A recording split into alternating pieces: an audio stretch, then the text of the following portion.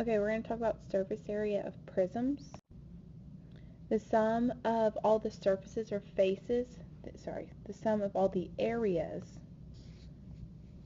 of the surfaces or faces is the surface area. The lateral surface area is everything but the bases. And so there is a formula for surface area of prisms, and that is P, which P represents the perimeter of the base, and then big B is again area of the base. So it's super important to know what the base is to be able to complete these. When it's a rectangular prism, the base isn't as important. You just figure it out and stick to it. When it's a triangular prism, it has to be the triangles. So I'll show you a rectangular prism example and a triangular prism example. Okay, so we're going to start off with the formula. We're still going to use FSA. Surface area is P times H plus 2B. Okay, so first let's identify the base on the rectangular prism.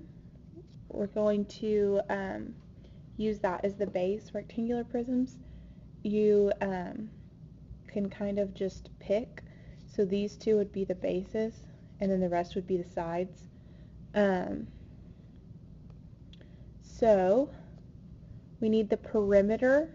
So P is the perimeter of the base. So that would be this right here.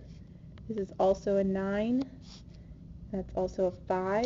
So that'd be length plus width plus length plus width. So that'd be 9 plus 5, 9 plus 5. So my perimeter is 28 of my base. So if we plug that back in for P, it's going to be 28.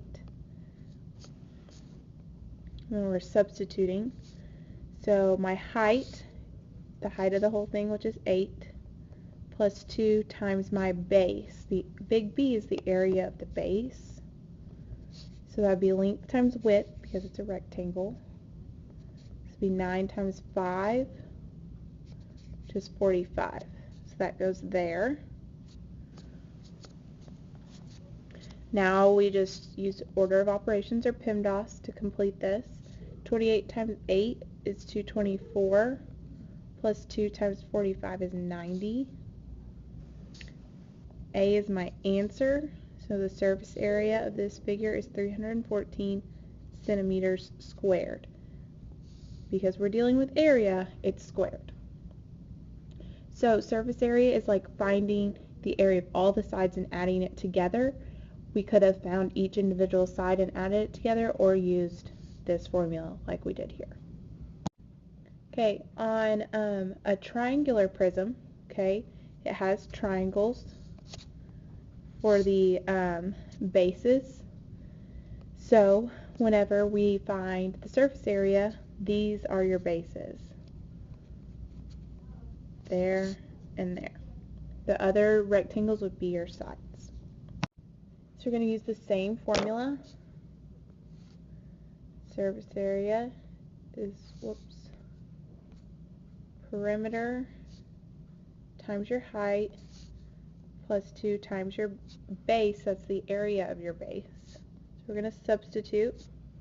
Perimeter, this is my base. This would be 10, and this is also 10. I got that from here. So P is side plus side plus side for a triangle.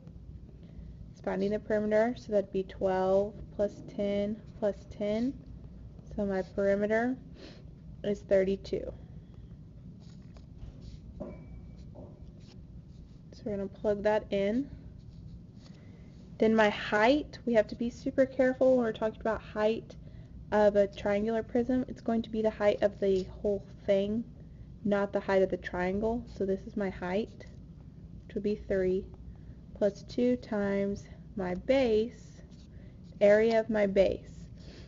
So we're going to use this triangle, big B, The formula for area of a triangle is base times height divided by 2. So that would be 12 times 8 divided by 2. So that would be 96 divided by 2, which would be 48. So 48 goes there. Now we solve.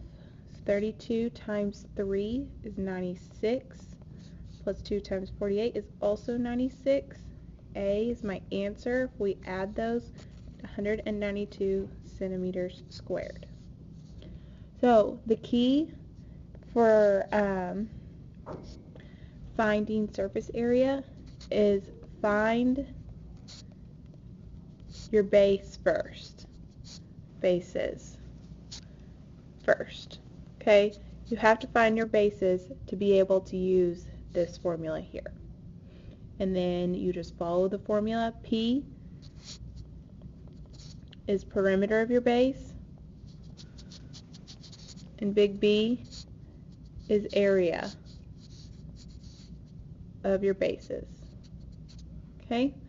That's area of just one base and perimeter of just one base. And that's surface area of prisms.